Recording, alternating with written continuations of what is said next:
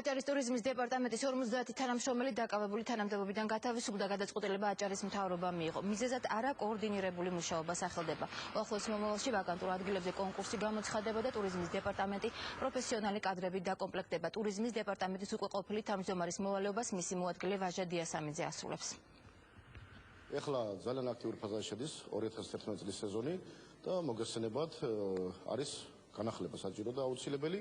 ამ კუთხიდან ეს ჩვენ ჩავთვალეთ აუცილებლად და საჭიროდ და მოხდება უნებრივია გადახალისება იმ გუნდის, რომელიც მთლიანობაში ერთობლივად უძღვება ამ დის საქმეს. გადაწყდა რომ გაძლიერდეს ტურიზმის დეპარტამენტი და ტურისტების სააგენტო.